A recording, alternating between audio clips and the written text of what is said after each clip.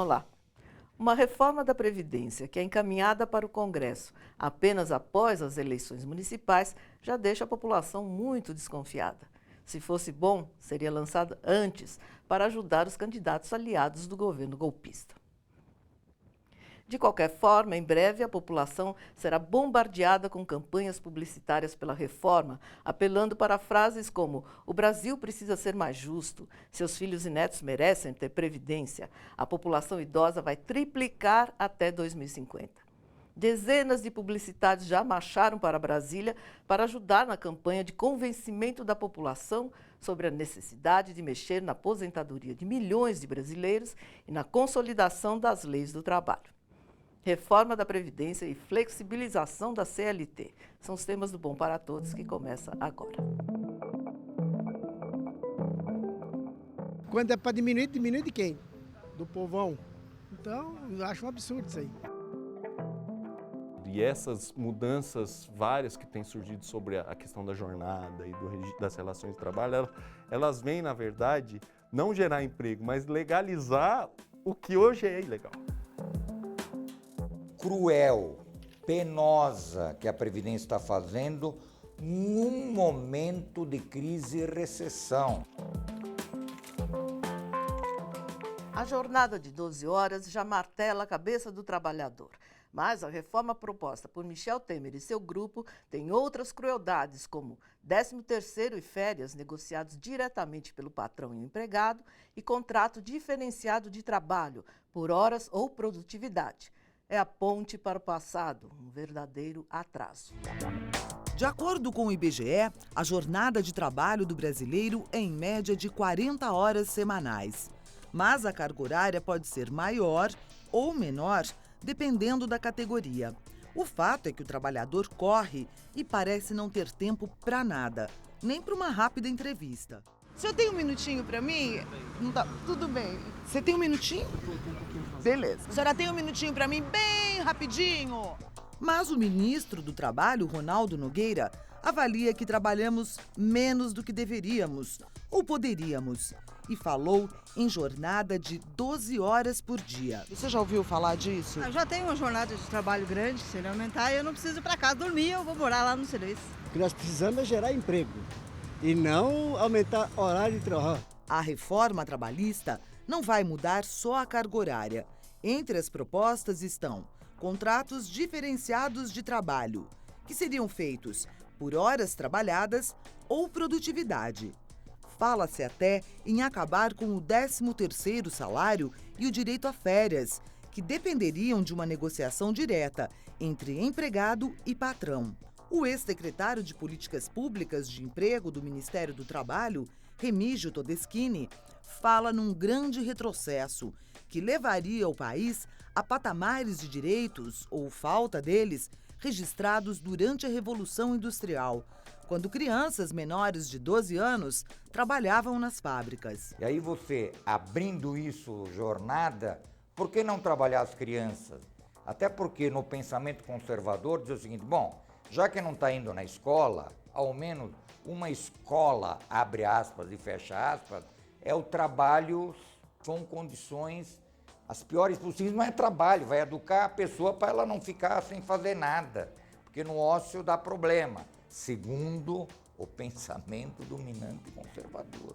Todeschini avalia que os sindicatos serão afetados pela terceirização da atividade fim, o que deve enfraquecer todas as categorias trabalhistas. Na realidade é o seguinte, isso decorre, eu acho, da própria crise do capitalismo internacional, que não sabe onde ter o ganho a mais. Onde é que ele vai ter o ganho a mais? É com a redução do salário, aumento da jornada, para ampliar a exploração do trabalho com um ganho maior. Essa é a medida que o capitalismo internacional tem como saída. Por isso que nada melhor do que a democracia, do que a organização sindical, a organização do movimento social, porque precisamos continuar lutando pela distribuição de renda. E contra essa proposta que é de volta à escravidão. Nosso convidado de hoje é o economista e técnico do DIEESE, Leandro Orie. Tudo bem, Leandro? Tudo bem. Quero saber o seguinte, nós estamos voltando ao patamar da Revolução Industrial na Inglaterra do século XIX? Todo período de crise econômica é um período que ele é muito propício às ideias de rebaixar direito do trabalho, né? Sempre é a primeira coisa em que se pensa, né? Sim, porque sempre é aquela visão de que se trata de um custo e sempre o discurso muito, na minha opinião, equivocado, englobando a questão de competitividade, o que não é verdade, Não. é óbvio, né? Não se trata disso, se trata de você ter um rebaixamento dos gastos com o trabalho e, obviamente, a oportunidade que você tem nesses períodos é de justamente comprimir os direitos, porque é justamente aí onde você consegue ter um aumento da exploração do trabalho, Sim. ao mesmo tempo que você tem um rebaixamento do custo de De quanto manter custa um o trabalhador. empregado. Pois né? é. Mais do que uma pergunta, um artista plástico protesta contra o que chama de volta à Idade das Trevas. Uma aberração completa, um retrocesso, uma volta à Idade das Trevas. Poderia ser considerado de outra forma, não sei, dependendo do ano de serviço, que tipo de serviço prestado. Talvez uma mina de carvão o cara consiga trabalhar um pouco menos. Radical, né? Será que numa mina de carvão se consegue trabalhar um pouco menos? Porque 12 horas assusta todo mundo, né? De fato, são medidas muito impopulares. Então, Sim. o governo fica tentando jogar essa, por exemplo, dentro de um contexto de flexibilizar a jornada do ponto de vista do empregador ter um melhor poder de alocar o trabalhador conforme os ciclos Seu de interesse demanda. também, né? Sim, Sempre, exclusivamente. exclusivamente segundo E, seu interesse. obviamente, penalizando o trabalhador nesse caso, porque como a jornada teria uma flexibilidade maior em termos diários, pode ser mais, menos, etc., ele ficaria meio vinculado ao que o empregador definiria. Então, o conceito de jornada diária, mesmo que você não modifique a jornada semanal, porque isso é um discurso também que eles têm feito. Olha, Sim. a gente pode flexibilizar a diária, mas a semanal continuaria de 44 horas, mas... Mas aí você pode trabalhar 24 e folgar um dia, vai ficar meio estranho. A própria questão da sociabilidade do trabalho, como é que a pessoa vai organizar sua vida não sabendo que hora ela entra e que hora ela sai? Um aposentado não só critica as 12 horas, como entende que em época de desemprego a jornada deveria ser reduzida à metade. Só acho ruim porque vai tirar muito emprego. Porque o certo seria diminuir, nem 8, seria 6 horas para dar mais emprego, na minha opinião. Seria uma saída reduzir a jornada em lugar de aumentar? É comprovado de que a redução de jornada de trabalho, ela tem um potencial de geração de emprego na casa de milhões, porque justamente ela, até do ponto de vista da produção ou do oferecimento de serviço, da prestação de trabalho em si, você conseguiria otimizar ela de forma a utilizar melhor toda a população economicamente ativa. Sim. Né? E no caso de você tanto flexibilizar, que é a pergunta anterior que você fez, a jornada, como manter as 44 horas, na verdade você, além de...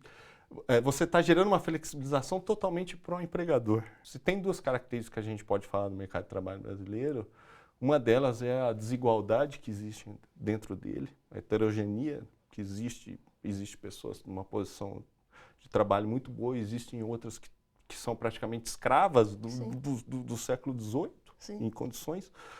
E a segunda coisa é de que a gente consegue avançar em algumas coisas, mas ainda aquelas grandes estruturas que regem o trabalho, que é jornada, etc., a gente ainda não consegue avançar. E num contexto como esse de hoje em dia, a gente tem que a tentativa é de piorar, a gente tem mais dificuldade ainda de avançar. Nossa. Segundo a avaliação do próprio Planalto, a reforma da Previdência e a flexibilização da CLT estão, de certa forma, condicionadas ao recuo da campanha Fora Temer. Se ela arrefecer, ele avança. Veja alguns pontos defendidos por Temer e seu projeto Ponte para o Futuro, que já fazem parte do pacote a ser encaminhado para votação no Congresso. Desindexação geral, inclusive dos reajustes do salário mínimo e dos benefícios previdenciários. Desvinculação orçamentária, desobrigando a União, estados e municípios com percentuais da receita sobre saúde, educação e ciência e tecnologia. Privatização radical, com venda de ativos para compor superávit primário. No próximo bloco, direitos garantidos pela Constituição de 88 estão em risco com a reforma da Previdência proposta por Michel Temer. É R$ 1.133.